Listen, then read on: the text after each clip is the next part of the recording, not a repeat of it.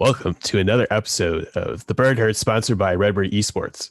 Today we have Pat React McGrath joining us, as well as I've always joined by my lovely host, Max Sexy Maxi Martin. How you doing, bud? Wow, that was a little gracious there on the intro. Lovely. It's been a while since I got a nice compliment like that. I'm doing good. It's good to be back. Good for excited to be part of another great season of podcasts. Right? I know. It's going to be awesome. So, Pat, I of course, obviously, I know you probably the most out of the two of us. Obviously, you do a lot for Redbirds. You're a club representative for Overwatch.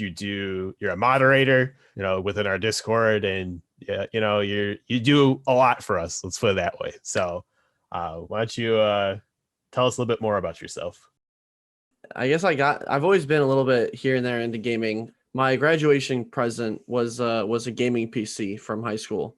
And so I guess that was kind of really where it all started in terms of PC. But I always played games like Pokemon or Smash Bros. Somewhat casually. I could never really get too into PC gaming because I used to be a Division 1 soccer player, so I used to be a D1 athlete as well. So that was always my priority in life, and that kind of fell apart for various reasons. But gaming became my priority eventually. And so, yeah, I guess with PC, my first PC game was Overwatch. Really, everyone played Minecraft, of course, but my first real FPS game was Overwatch, and I decided that I was going to be good at it, and I think I put way too much time into it that I probably shouldn't have. Yeah, I mean, I was just gonna ask that. There's a lot to unpack here. Not only a D1 athlete, but I'm just looking at your Discord roles here, and there's a ton. There's a whole list of roles for you here.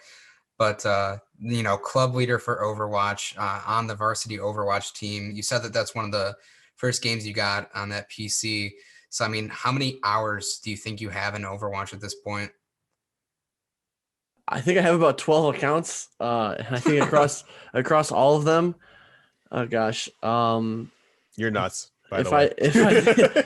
if I if I assume like an average of 6 hours a day, because there's some days where I just don't want to play it at all, right? If I assume an average of 6 hours a day over 5 years, I'm gonna have to pull out the calculator real quick, but it's got to be a lot, at least 10,000, maybe 11,000 hours in Overwatch, and it gets boring sometimes, but once you stop playing it, you start to miss it, and that's the beauty of that game for me, at least.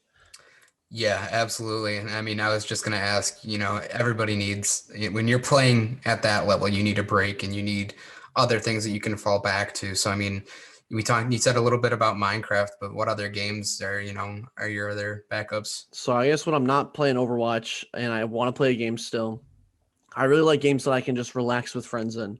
Right now, lately, that game's been Sid Meier's Civilization 6. I've really, really fell in love with that game. I just got my first Deity AI win in that game as well, which, in case you don't know, Deity is the most difficult AI level that you can play against. And I think it's only like 5% of players who own Civ 6 have done that. And that was another awesome accomplishment for me. I also, same thing with Overwatch. I just decided that I was going to be good at Civ to where I could beat Deity. And I finally got that recently. So I feel like I don't have to play Civ anymore, I guess. So that was fun recently. But yeah, before it was Minecraft quite a bit, but lately it's Civ. Yeah, I mean, just listening to everything you've said so far, it sounds like you've probably got more talent in your pinky toe than I do in my entire body. Oh man.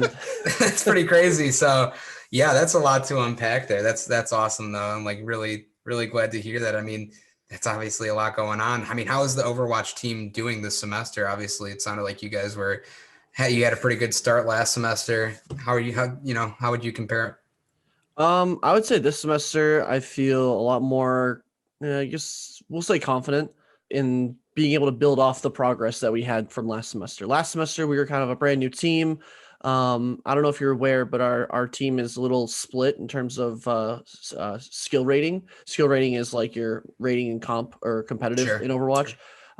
We have, I think, our lowest, I think, right now is a player that's in plat, and our highest are three players who are in GM slash top 500 pretty consistently.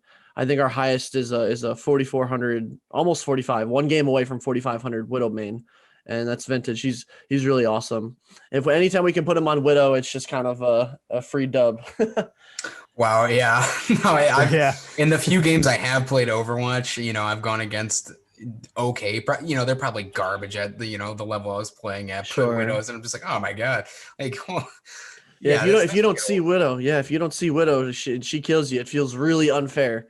But if you know where she is, then you can actually kind of try and shield her or hide from her LOS.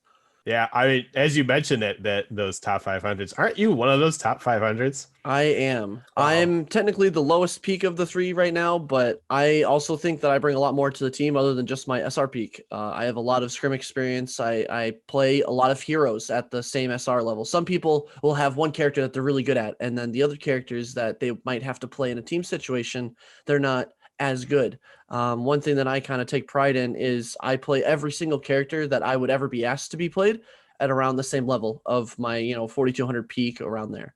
Which my role is the flex DPS, so that only makes sense for me to be able to have a large hero pool like that.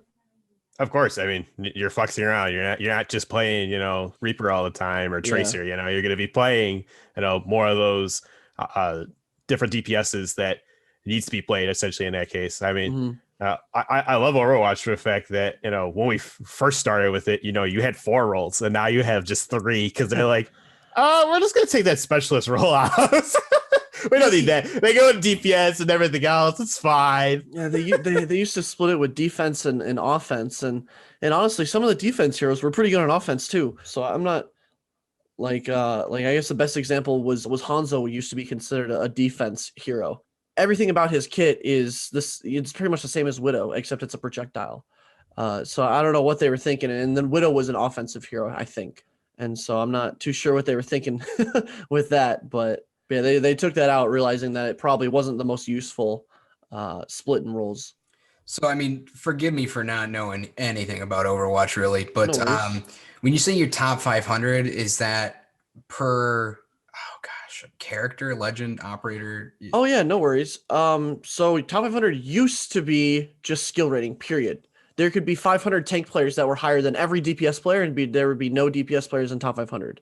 But that obviously wasn't how it panned out. But now there's technically a top 500 tank player, top 500 DPS players, top 500 support players. Because now I think as of season 18, which came out in 2019, I believe in August, there's this thing called role queue, which is where you queue for the role that you want to play in competitive. And so you get 3 different SRs and all that jazz. So yeah. That sounds insane. I hate to ask, but what's your SRs in the other 2?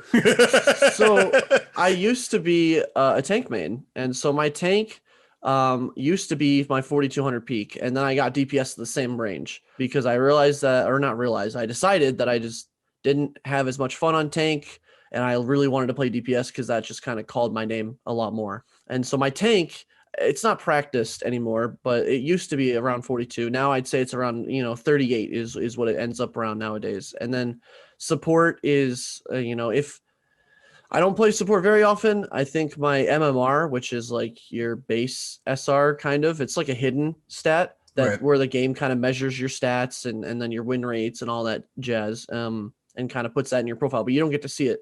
So I think my support MMR on my main is around 4K because that's the kind of games that I get into, but I haven't really tried very hard on support lately either. I kind of only play support when I'm playing with friends or my girlfriend.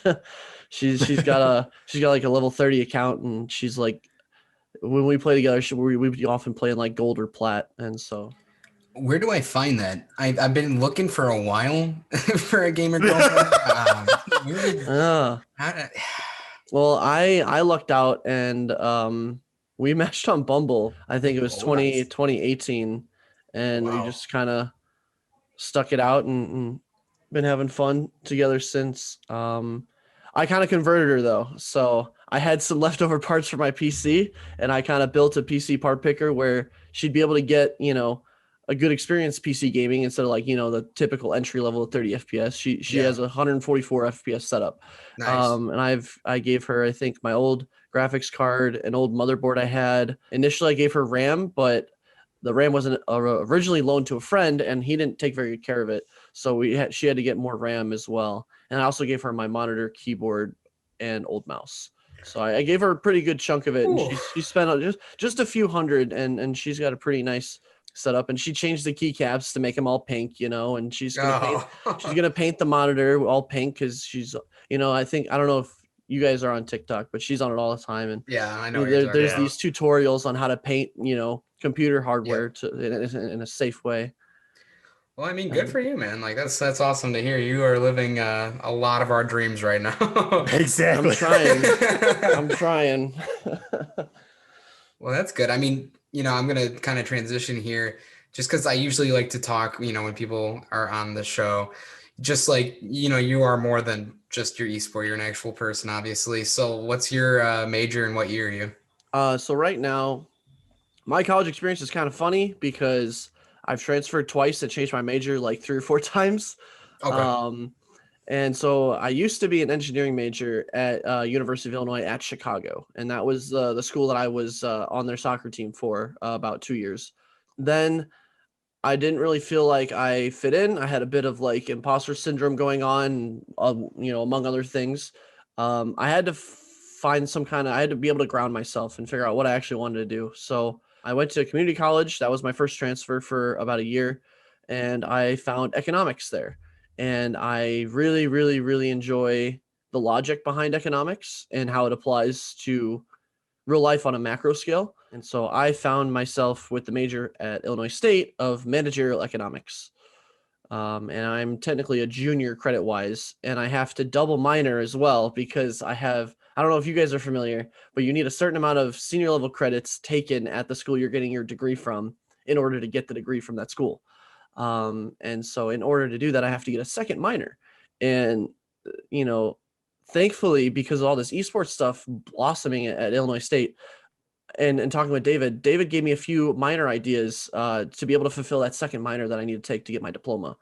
And so that second minor that I'm going to take is most likely going to be rec admin.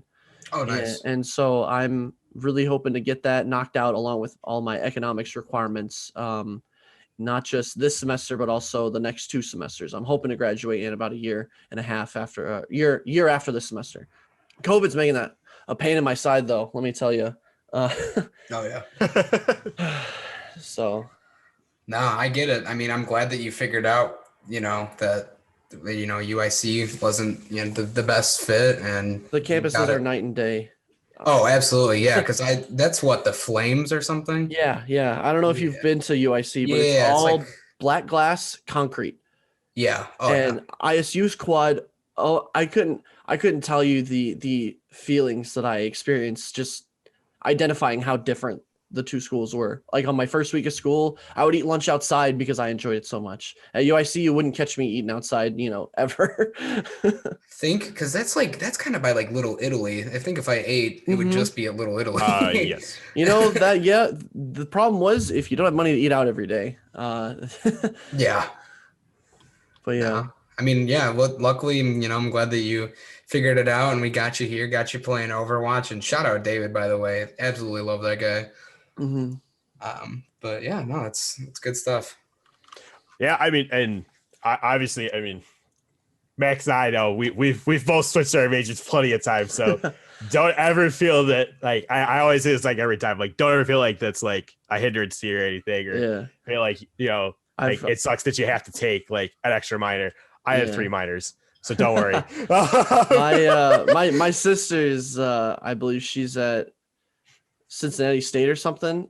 She's doing an architecture degree, and we're on track to graduate at the same time. And when I told my parents that, my parents didn't graduate in college. Okay, they my dad did some college. My mom is still trying to complete her associates at community college, and so it's kind of like they hear that and they don't know what to think, but they think that it's, not necessarily okay. And that's kind of another challenge is being able to cope with that and all that. But I think I'm at peace with it. So thankfully I'm in a good spot mentally as well regarding my situation. Oh, absolutely. Yeah. And it even sounds like you have like a certain confidence, and I'm glad that obviously, it can be difficult to deal with parents sometimes, especially in this time of life, but it sounds like you've got a good grasp on it and you know what you're doing.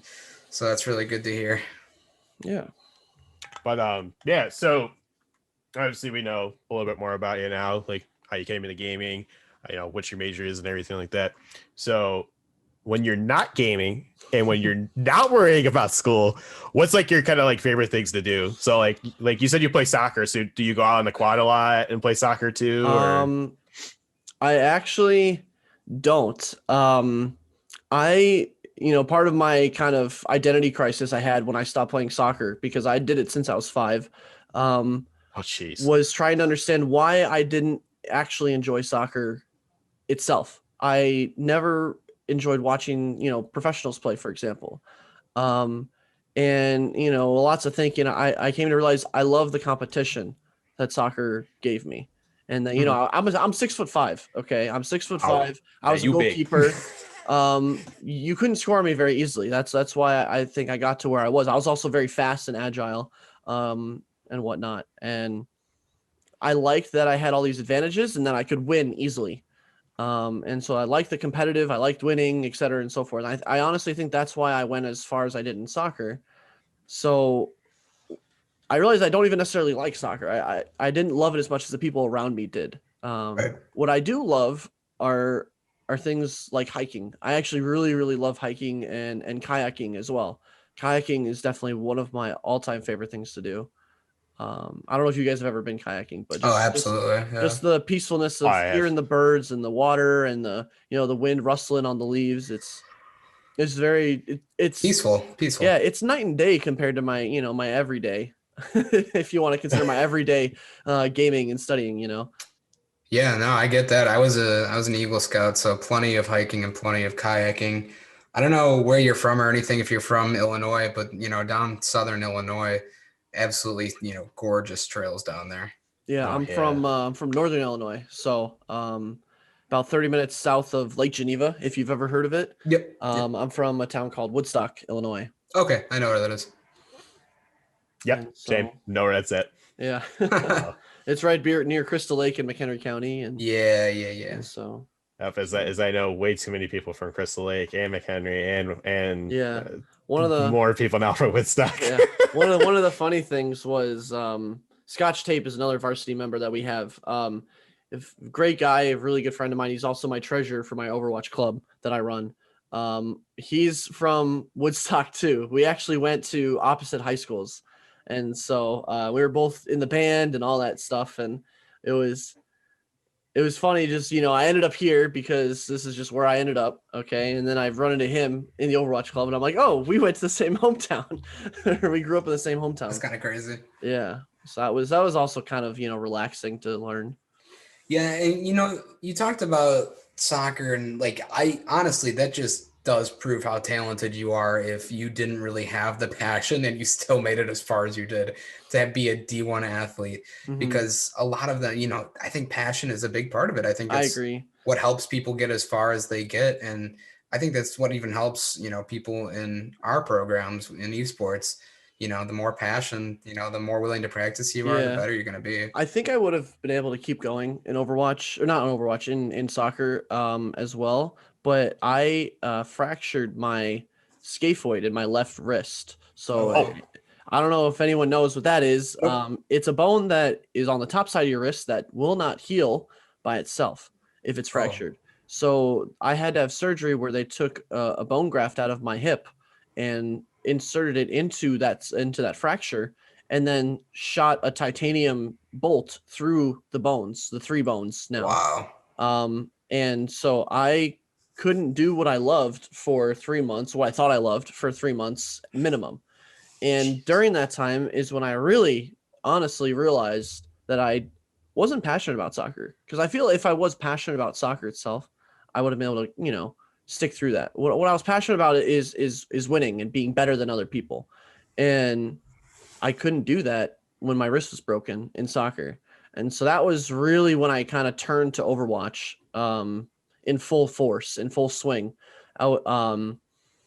I had a huge cast on my left wrist, and I got into diamond rank when I had that cast, and all my friends were making jokes about it. But that was Overwatch became where I could get that competition when my wrist was broken, and it was just where I put all my energy while I was injured.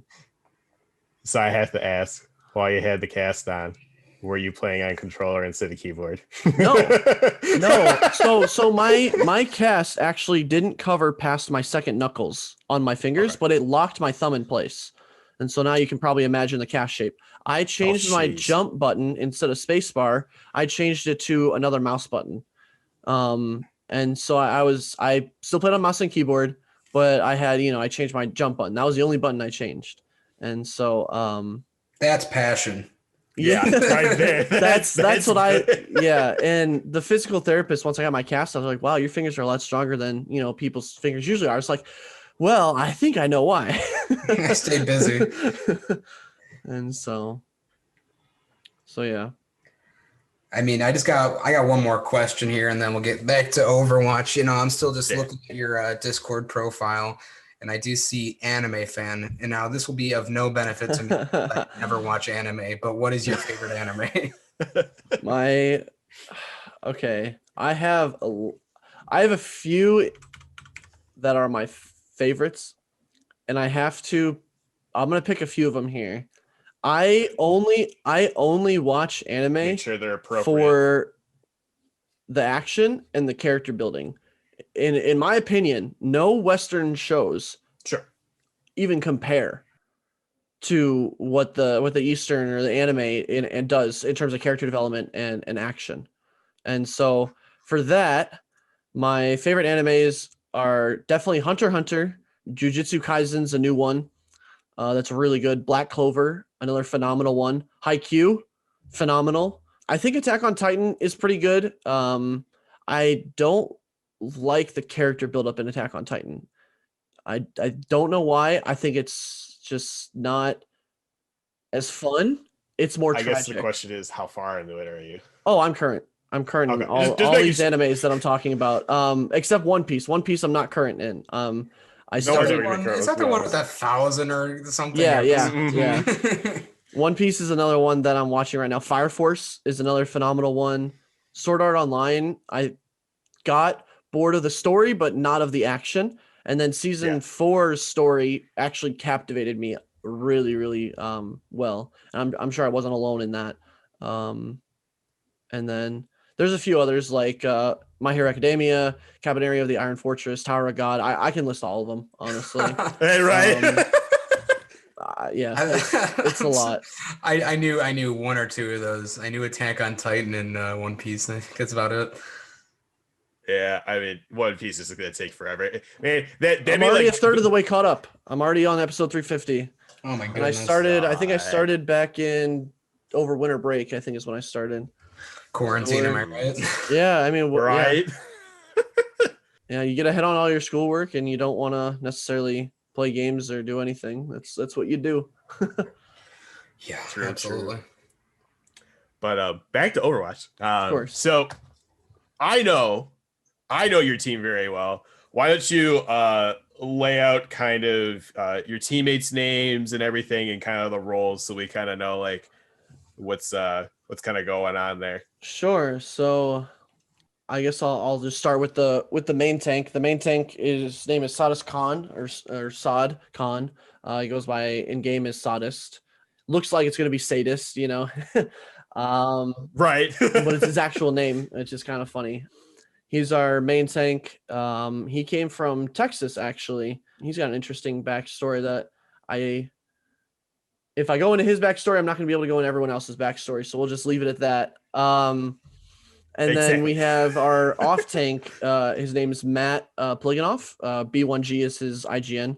He's doing a great service for our group right now. He is more of a flex support player, which flex support is going to be your more skilled support heroes like Ana, Zenyatta, etc. But he's actually filling our off tank role because we didn't have anyone that could fill the off tank in a serious capacity for our team that tried out last year. And so he's filling the role for us because we got someone that can kind of take flex support in a serious capacity. And so he offered to fill, which was phenomenal. And it's been very, very helpful for all of us. And so he's been filling our off tank, which is really, really nice of him. And he's actually improving a ton every scrim. It's really awesome to see. And then our hit scan player, I touched on him earlier. His name is Vintage or Brandon Calderon. He is a freshman this year.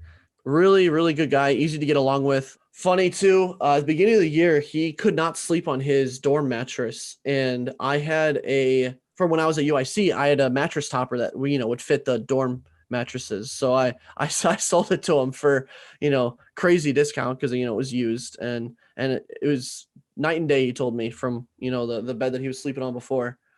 And then you've got me on Flex DPS, and then our Flex support right now. We actually have two. So we have Haley Wojnarowski, and she goes by Leica in game.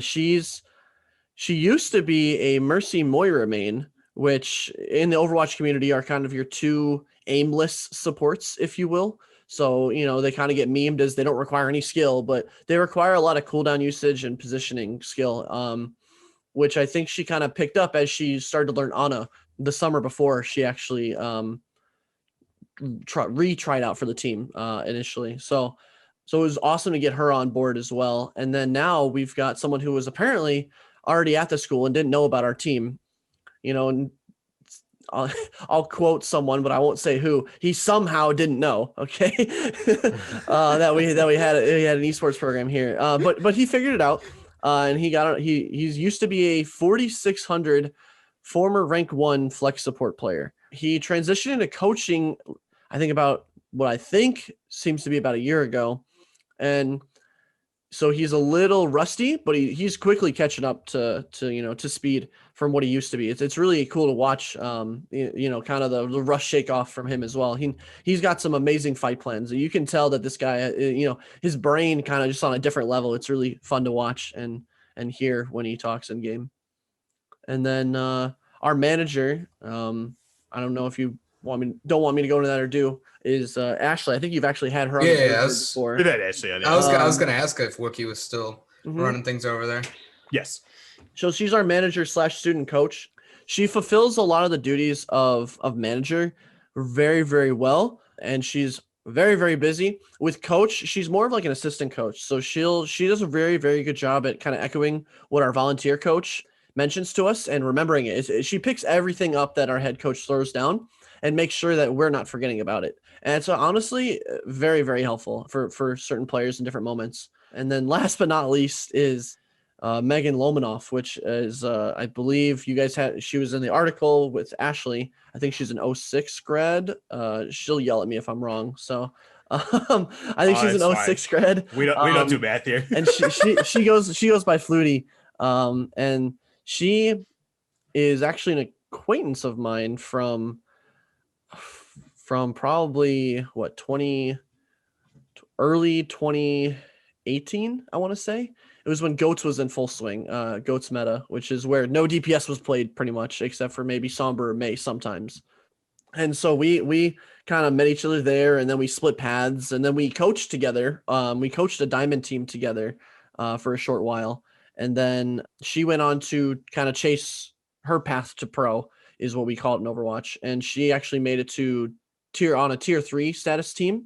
When tier 3 is a team that performs at a certain level in open division, which is the base level of path to pro that anyone can enter. So tier 3 is, I guess, the first step up from your average player, right, if you want to call it that, in terms of the path to pro. And she actually has a 4,400 peak, and then she has a lot of coaching connections too, which is really awesome to see. She's also really active she used to run, actually, that's why she's so active, the US Army esports Overwatch side of things. And I'm not too sure on the current status of what she's doing with them. I just know that she used to run the entire Overwatch operation. I think she began to run the whole esports thing, but I'll have to ask her again to get that updated info. But yeah, she's definitely a force to have on our side, and she's done a lot of great work with us just in the short time she's been with us. Yeah, that's really awesome to have that many connections, and it really does sound like you guys are on your way to just keep improving and getting better. One of the final thoughts here that I wanted to ask was, what's coming up for this team? What can we look forward to? Well, I think last semester we kind of were in an unfavorable position because a lot of the teams that we were in a group with were like 4,600 or 4,500, 4,400 average SR on their peaks. And our average SR, to give you kind of a base point, is where our average is around 37 or 38 with everyone on our group. And so there is kind of a base skill gap there, but if you work perfectly together as a team and those players don't make mistakes, that base SR means nothing in a sense. And that's kind of the beauty of team games, is if you work together as a team better than the other team, you can still come on top. So that, I think, was a stopgap or kind of a hurdle for us to overcome last semester. That isn't really the case this semester. So I believe everyone's in a gigantic Swiss bracket to start. And so our games this year will be a lot less one-sided. Almost every game will be, should be close to even, because that's how Swiss works ideally. Right. And so we're hoping to put up some good matches where we come out on top, hopefully, and whatnot. And it's the new patch came out today, 2 days before our first game. Oh my gosh. A lot of people think it's going to shake up the entire game, entire meta. And I hope it doesn't, because every time it shakes up the meta, teams like ours who don't have the strongest baseline have to technically start over from square one. Oh no. And so I'm hoping it doesn't change a lot of stuff, but it looks like it's going to change at least some. And so we're going to kind of have to feel it out tonight and tomorrow, and hopefully we'll be prepared for our game on the patch, at least for Saturday. Doesn't everybody kind of, I don't want to say over, dramatize it, but everybody with, a big update is going to, the entire meta's gone, we got to start over, blah, blah, blah. Does it ever turn out like as bad as people think it's going to be? Yes. Okay, good to know. So in Overwatch, because there's so few tanks, there's so few supports compared to DPS, a DPS change is not very likely to shift the meta, because a lot of the DPS are pretty well balanced for the most part. Characters that aren't necessarily balanced Overwatch is more of a tanker support driven game. Whenever there's a busted support, like Brigitte, for example, or Brigitte, it becomes a game of whichever team has the Brigitte and plays around the Brigitte better wins. Or maybe, Sigma is Mount Meta. Okay. And then it becomes a game of that. Whoever has whoever has the better Sigma or plays around their Sigma better is going to be up in the neutral. Now, obviously in Overwatch, ultimates exist. Ultimates are fight swinging abilities that you get, after a certain amount of damage dealt, healing dealt, time has passed, etc. Ultimates can always swing that fight. So just because you have a better comp doesn't mean you'll win, just because ultimates exist. And so yeah, unfortunately, one change can turn an entire meta on its head. I think it was a year and a half ago when Sigma came out, because shields were so strong, the two best DPS were Doomfist and Reaper. And why that was is because Doomfist could punch through the shields and hit whoever was behind him. Yep. Reaper could teleport behind the shields and shoot people behind them, and then use his Wraith ability to run away and go back to his team. And so if that gives you any idea of how, one change, which was technically a hero being added, changes a meta so much to where two characters that were almost unheard of in organized play are now the top picks, that's how Overwatch is. All it takes is one character or one character to be, kind of unbalanced in a sense. Yeah. Okay. I got you. Yeah. I was just thinking about, in terms of Siege, everybody at the start of every season, and I'm one of them. I'll fully admit I will complain every season. I don't care, but everybody does pretty much. And then, you get a weekend and everyone's like, oh, okay, this isn't that bad. Right. But yeah, it's a totally different world. And there's times that you definitely say, nope, this is the worst. I'm not playing this anymore. Oh, man, yeah, we got the new reveal. We got the new reveal today, actually. Like, that's really when we first got a new glimpse at the new guy, and we're all like, oh no, gosh, here we go again. Here we go. Here's a whole new season. Here's a whole new season, a whole new meta. Here's a whole new. I'm gonna hate this. Yeah, it's an every season kind of thing. Well, I mean, before we wrap up, Gigatron, you got any other questions? I really don't have too much other questions for Pat, other than I'm going to plug this only super, super quick. Obviously, we have been having more casters being needed because obviously we're doing more games now, like League, Overwatch, Rocket League, R6. I said R6. I'm getting there. R6, CSGO, Valorant. We have a document that we have posted in our main announcements section in our Discord. So make sure you please check it out. And if you have any interest, whether you have any experience or no experience at all, believe me, as the casting coordinator, I will make sure to get you up to speed and everything on stuff for what you need to know and how you can improve. Definitely. Don't worry. So other than that, Pat, I want to thank you, of course, for beating us early and taking the time and everything. Yeah, absolutely. Thank you for coming on. It was really good to kind of meet you and talk to you. I see you around the Discord all the time. Obviously, you've got 1,000 roles. Too many roles. Man of many roles. But I mean, if that's all we've got for today, I'm going to go ahead and wrap it up. I'm Max Martin, joined with Gigatron as always, and our guest for this week, Pat React McGrath. Thank you so much for coming on. This has been the Bird Herd. Thank you so much for listening, and we'll see you next week.